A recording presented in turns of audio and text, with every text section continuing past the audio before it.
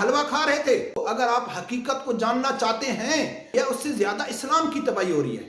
بسم اللہ الرحمن الرحیم. السلام علیکم دوستو. آج میں ایک ویڈیو کے اوپر بات کروں گا. میں سمجھتا ہوں کہ اس ویڈیو کے اوپر بات کرنا میں اپنا فرض سمجھتا ہوں، کیونکہ اگر ایسے علماء کے خلاف، ایک عالم کی ویڈیو، اس کے علماء کے خلاف اگر ہم آواز نہیں اٹھائیں گے تو شاید آنے والے وقت میں بہت دیر ہو جائے گی.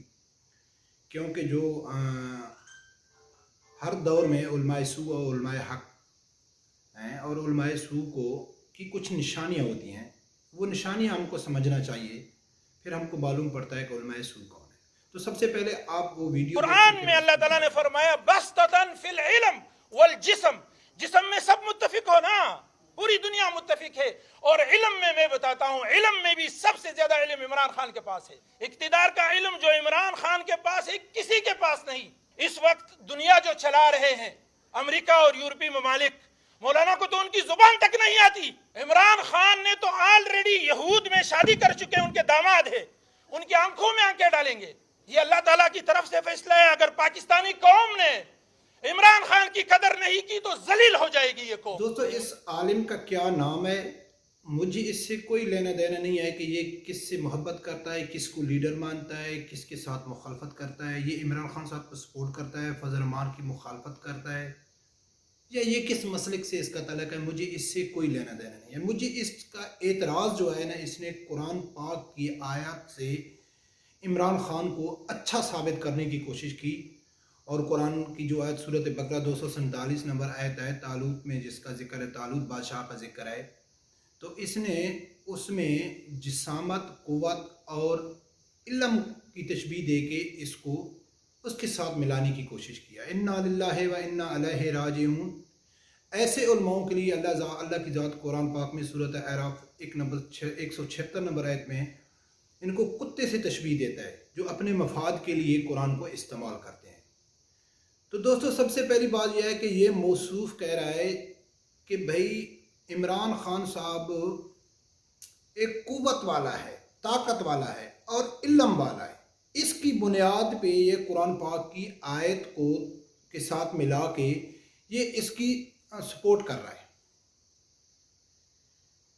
کوئی اس کس حد تک گر سکتا ہے یہ ہم نے نہیں سوچا تھا. پہلی تو بات یہ ہے کہ یہ جس آیات کا ذکر کر رہا ہے، جس میں طالوت بادشاہ کا ذکر ہے، اس میں علم سے مراد دینی علم ہے. اگر اس کو دنیاوی علم میں تشبیہ دی جائے تو پھر عمران خان کیوں؟ ہم کسی نان مسلم کو لے کے آ جاتے ہیں. اگر طاقت اور علم کو اس قرآن پاک والی آیت سے اس میں ملائیں تو پھر عمران خان کیوں؟ ہم کسی ریسلر کو لے کے آتے ہیں، وہ اس سے بڑا باڈی بلڈر بھی ہے اور انگلش بھی اچھی بولتا ہے. یہ موصوف کہتا ہے کہ یہ انگلش میں بات کرتا ہے. ہم کوئی فلمی اداکار انڈیا سے پکڑ کے لے کے آتے ہیں جو خوبصورت جوان بھی ہوگا اور وہ اس کے پاس دنیاوی علم بھی ہوگا. تو انہیں کے لیے اللہ کی ذات قرآن پاک میں فرماتا ہے کہ یہ علماء سوء ہیں، ان کو کتے کی مانند تشبیہ دی گئی ہے. بھئی آپ نے جس کی تعریف کرنا ہے اس کی کاموں سے اس کی تعریف کرو، یا جس کی مخالفت کرنا ہے اس کی پالیسیوں سے اس کی مخالفت کرو. آپ کو قرآن پاک سے کسی کو اچھا ثابت کرنے کے لیے آپ قرآن پاک کا ذکر کر رہے ہیں، آپ علم کی بات کر رہے ہیں. کیا اس شخص کے پاس علم ہے جو خاتم النبیین نہیں پڑھ سکتا؟ یہ وہ شخص ہے جس نے صحابہ اکرام کے خلاف نعوذ باللہ 1000 بار نعوذ باللہ صحابہ اکرام کو اس نے لٹیرے اور بزدل کہا، اور اس کے لیے اس نے معافی بھی نہیں مانگی. جب علماء اکرام نے احتجاج کیا تو اس نے ایک ٹویٹ کیا. وہ کیا کہتا ہے کہ میں صحابہ اکرام کی گستاخی کے بارے میں سوچ بھی نہیں سکتا. اس سے کیا مراد ہے کہ اس نے جو لفظ استعمال کیے تھے صحابہ اکرام کے لیے وہ ان کو گستاخی سمجھتے ہی نہیں ہے. ہاں اگر یہ بول دیتا کہ بھئی مجھ سے غلطی ہو گئی، میں لا علمی میں بول دیا، تو پھر بھی ہم مانتے ہیں کہ چلو یار. وہ کیا کہتا ہے کہ بھئی میں صحابہ اکرام کی گستاخی کے بارے میں سوچ بھی نہیں سکتا. اس سے یہ مراد ہے کہ اس نے جو لفظ استعمال کیے تھے بزدل اور لوٹ مار کرنے والے، اس کو یہ گستاخی بھی نہیں سمجھتا. اور یہ موصوف اس کو قرآن پاک کی ایسے ملا کے وہ پاکستان کا ایک صحیح حکمران جو اللہ کی طرف سے بھیجا ہوا ہے وہ ثابت کر رہا ہے. یہ دوستو وہ حکمران ہے جو وقت کے حاکم کے تلوے چاٹنے والے ہیں، جو اتنی یعنی کہ کسی کی خوشامد کے لیے اتنے گر سکتے ہیں، یا چاہے یہ پیسے کو لیے گرا ہے، چاہے یہ شہرت کے لیے گرا ہے، یا کس کے لیے گرا ہے، پی ٹی آئی کے پلیٹ فارم پہ بیٹھ کے تو اپنے آپ کو عالم کہتا ہے، تو اپنے آپ کو مفتی کہتا ہے، اور تم ایک قرآن پاک کی آیت سے غلط مقصد نکال کے تم ایک آدمی کو سپورٹ کر رہے ہو، اور کہتا ہے کہ جی یورپ میں وہ انگلش سے بات کر سکتا ہے۔ پاگل انسان، آپ انگلش ہے مراد، یعنی کہ جو انگلش بول سکتا ہے تو وہ کسی ملک کا حکمران بن سکتا ہے؟ اگر ایسی بات ہوتی تو چائنا کا جو صدر ہے وہ تو بالکل کبھی اس نے انگلش میں بات نہیں کی، کوریا کی نہیں کی، جاپان کی نہیں کی۔ کیا انگلش بولنے والا پاکستان کا حکمران ہوگا اور طاقتور ہوگا تو پھر ہم کسی کافر کو پکڑ کے لے کے آتے ہیں جو اچھا انگلش بولتا ہوگا اور اچھا طاقتور ہوگا؟ یار آپ کو سپورٹ کرنا ہے تو اس کے کاموں سے سپورٹ کرو، اس کی پالیسی سے سپورٹ کرو، اس کے نظریات سے سپورٹ کرو، جو اس نے وعدے کیے تھے جھوٹ بولو یار وہ اچھے کام کر رہے ہیں، ایسے سپورٹ کرو۔ آپ قرآن پاک کو بیچ میں کیوں لے کے آ رہے ہیں؟ وہ جھوٹے دلائل دے کے۔ تو دوستو ایسے جو منافق قسم کے جو علماء سو ہیں، جن کو قرآن پاک کتے سے تشبیہ دے رہا ہے، ان سے جان چھڑانی چاہیے کہ آپ کسی کی محبت اور عشق میں اتنے آگے چلے جاتے ہیں۔ یار آخر ضرورت کیا ہے اس حکومت کو ایسے علماؤں کی سپورٹ کرنے کی، کبھی جیسوں کی، اس جیسوں کی، طارق جمیل جیسوں کی، طاہر اشرفی جیسے علماؤں کی سپورٹ لینے کی؟ اس کو ضرورت کیا ہے؟ بھائی تم کام ایسے کرو کہ سب لوگ آپ کو سپورٹ کرے۔ اور یہ موصوف کیا کہتا ہے کہ کوئی کام بتاؤ کہ جو اس نے اسلام کے خلاف کیا ہو۔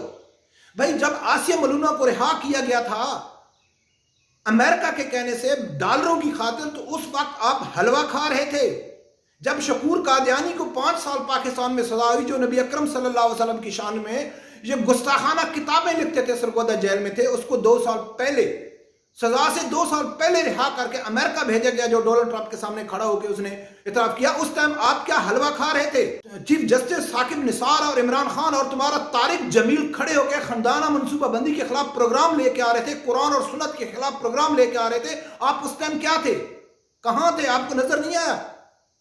صحابہ کرام کے خلاف اس نے گستاخی کی، اس ٹائم آپ کہاں تھے؟ 48,000 علماء کو ایک عیسائی لڑکی کے لیے اس نے جیل میں ڈالا، آپ اس وقت کہاں تھے؟ تو دوستو یہ ہیں جو وقت کی سو علماء ہیں۔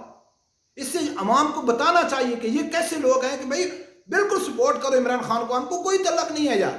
عمران خان کو سپورٹ کرو، نواز شریف کو کرو، زرداری کو کرو۔ آپ کی مولانا فضل الرحمان سے مخالفت ہے تو بھائی ان کے نظریات کی، ان کی پالیسیوں پہ، اس کے حکمت عملی پہ، ان کی جو سیاست ہے اس کے اوپر بات کرو۔ آپ کو قرآن پاک کا ذکر کرنے کی کیا ضرورت ہے؟